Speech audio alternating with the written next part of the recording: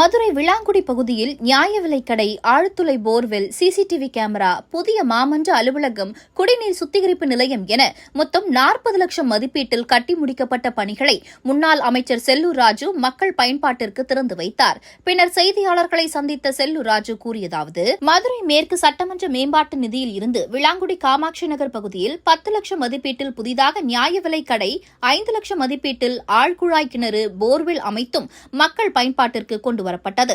7,20,000 மதிப்பீட்டில் மாநகராட்சி மாமன்ற உறுப்பினர் கட்டிடம் திறக்கப்பட்டது. 10 லட்சம் மதிப்பில் கண்காணிப்பு கேமரா அமைக்கப்பட்டுள்ளது. ஓ பன்னீர்செல்வம் பாஜக கூட்டணியில் இருந்து வெளியேறியது குறித்து கேள்விக்கு, கூட்டணி என்பது இறுதிக்கட்டத்தில்தான் முடிவாகும். கூட்டணி என்பது வாக்குகள் சிதறாமல் வாக்குகளை ஒன்றுபடுத்தி சரியாக பயன்படுத்தி ஆட்சிக்கு வரும். கடந்த 7ஆம் தேதி எடப்பாடி பழனிசாமி அவர்கள் மக்களை காப்போம், தமிழகத்தை மீட்போம் என்ற தாரக மந்திரமாக பல மாவட்டங்களில் மக்களை சந்தித்து வருகிறார். இது மக்களிடையே பெரிய ஆதரவு தருகிறார்கள். மீண்டும் அதிமுக ஆட்சிக்கு வருவது திட்டமான ஒன்று.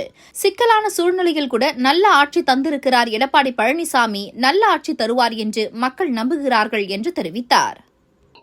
உங்க கூட்டணியில இருந்து ஓபிஎஸ் வெளியே போயிட்டாரு. எங்க கூட்டணியில உங்க கூட்டணியில தான் இருந்தாரு. பாஜக உங்களோட இருக்குன்னா பாஜக கூட நீங்க கூட்டணி வச்சீங்கன்னா உங்க கூட்டணி தானே? அப்படி இல்லை. அவர் ஏற்கனவே பாரதிய ஜனதாவோட, அதாவது கூட்டணி என்பது இப்பவும் சொல்றான். நான் ஆரம்ப காலத்திலிருந்து நான் சொல்லிட்டு வரதான் பொதுச் செயலாளர்னு சொல்றாரு. இந்த கூட்டணி என்பது இறுதி கட்டத்தில் தான் அது முடிவாகும். 2 பேர் இயக்கங்கள், திராவிட இயக்கங்கள், திராவிட முன்னேற்ற கழகத்திலையும் அப்படியே தான், அண்ணா திராவிட முன்னேற்ற கழகத்திலையும் அப்படிதான். தேர்தல் கூட்டணி என்பது அந்த காலகட்டத்தில் வாக்குகள் சிதறாம அந்த வாக்குகளை ஒன்றுபடுத்தி ஆட்சிக்கு வர அண்ணா திராவிட முன்னேற்ற கழகம் எப்பொழுதும் அதை சரியாக பயன்படுத்தி வந்து கொண்டிருக்கிறது. இந்த தேர்தலில் எங்களுடைய கழக பொதுச் செயலாளர் புரட்சி தமிழர் எடப்பாடியார் அவர்கள் கடந்த 7ஆம் தேதி புரட்சி பயணம் மக்களை காப்போம், தமிழகத்தை மீட்போம் என்ற தாரக மந்திரத்தோடு மக்களை சந்தித்து வருகிறார். பல மாவட்டங்களுக்கு, பல தொகுதிகளுக்கு சென்று வருகிறார். எங்கு பார்த்தாலும் மக்கள் கடலிலே அவர் நீந்தி வருகிறார். தமிழகத்துக்குள்ளே மக்கள் கடல் கூடியதோ, கடல் வந்துருச்சோ அப்படின்ற மாதிரி தமிழகத்து அதாவது கிராமப்புறங்களில் கூட மக்கள் அலை அலையாக வர்றாங்க.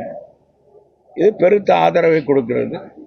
இருந்த போதிலும் அண்ணா திராவிட முன்னேற்ற கழகம் மீண்டும் ஆட்சிக்கு வருவது என்பது திண்ணமான ஒன்று, உறுதியான ஒன்று. மக்கள் மனநிலை அண்ணா திராவிட முன்னேற்ற கழக ஆட்சி அமையணும், எடப்பாடியார் முதலமைச்சர் ஆக்கணும், புரட்சி தலைவர் அம்மா ஆட்சி போல புரட்சி தமிழர் எடப்பாடியார் ஆட்சி தருவார். ஏற்கனவே ஒரு 4 ஆண்டுகள் 3 வருஷம் சிறப்பான ஆட்சியை கொடுத்திருக்கிறார். மிக சிக்கலான சூழ்நிலையில கூட தமிழக மக்களை காப்பாற்றியிருக்கிறார். எனவே நல்லாட்சி தருவார் என்ற அடிப்படையில் அவரை மக்கள் நம்புகிறார்கள்.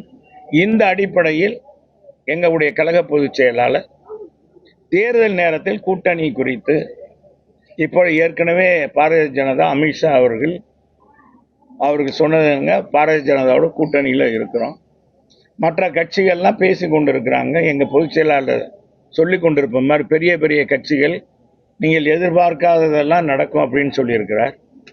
எனவே எது எப்படி இருந்தாலும் மக்கள் எங்கள் பக்கம், மக்கள் அதிமுக பக்கம். எனவே வருகிற தேர்தலும் அதிமுக தான் வெற்றி பெறப் போகிறது.